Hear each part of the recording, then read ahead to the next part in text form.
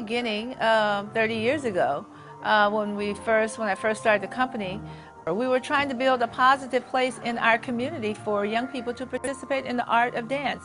Not so much that the students would become professional dancers, but because I believe strongly that dance is an art form that could change your life.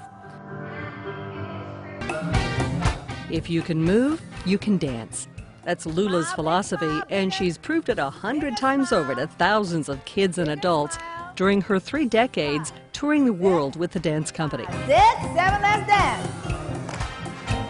I see movement as a way of healing, as a way of making you a better person, as a way of building your self-esteem, your self-confidence. African American kids still don't like themselves. Why? Think that they're not beautiful. You know, I tell the kids all the time, you came into the world moving, and once you stop moving, to me, you're dead. When all the experts said that a modern dance company could never make a go of it in Los Angeles, she soldiered on, teaching classes for free to get studio space for her young company to rehearse. Somebody get rising. 5, 6, and 7. And I'm on my way. Big, steady, big. That studio is located in South LA in an area that was really heavily drug infested at that time. People would come and just buy the drugs they needed, and the vials were all everywhere. So we fought, and we actually closed that down. We personally did that. So Lula decided she wanted to create a place in the inner city for dance artists who wanted to develop their skills and their talents right here in our community. It's a company of people from all different cultural backgrounds, and we're all dancing a voice, sharing a story. Some are common, some stories are not common, but we're all part of changing the face of the art world through dance. With everything that happened to the culture, and as us as a people, we're still together as family. I mean, your story doesn't necessarily have to be his story, but it has to be believable. A choreographer is like a writer in a sense, or a musician writing a new composition. You feel the movement inside your body, you see the movement inside your head. Okay, go over that movement again.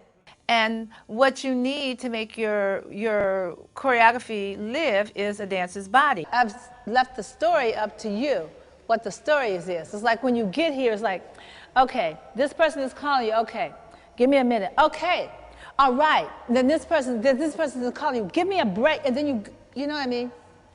And then you get to here. Maybe this is a moment of, okay, somebody else is coming. All right, here I come. Bring it from you, yeah, that's it. You know, that's the conversation. If the movement isn't fully executed, strong and exact and precise, it's not going to have the same impact. So that was what I meant by the conversation. Lula is a choreographer who likes to explore ideas, and sometimes she's going to make social commentary. So we wanted a company that had the flexibility and the freedom to explore ideas and to make statements and to even offend people at times. Sharp, battle, sharp. Compelling movement always, but with a bite, an edge, a meaning. Yeah. And the perfect example is one of her signature works, We Wore the Mask, based on a turn-of-the-century poem by African-American poet Paul Louis Dunbar. We Wore the Mask is a piece that I created to say times are changing. And we as a people, African-American people, are not the same as we were 50 years ago.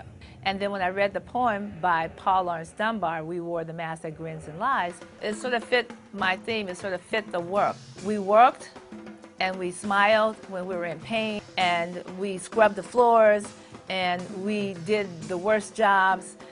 And we wore the mask means that was the mask then, this is 2010, and it will no longer be tolerated. It's my pleasure to bring to Santa Clarita the Lula Washington Dance Theater.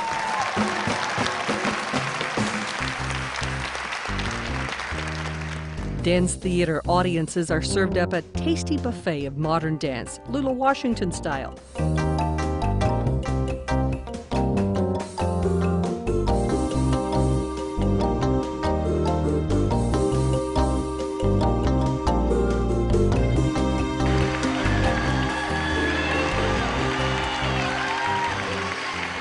Backstage at one of their first performances of the season, the atmosphere is light and easy, under control, or so it appears.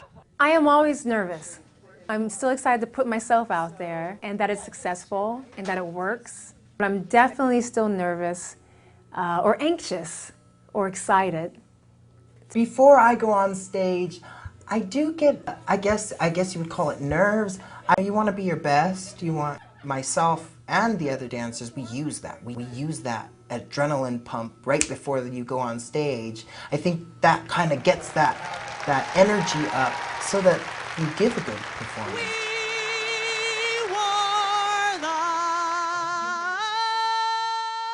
It's very stressful backstage when you know somebody can do something like really, really wonderful and for whatever reason, if their conversation isn't clear, it's like, oh my God, it's not at the level that I wanted. We wear the mask that grins and lies.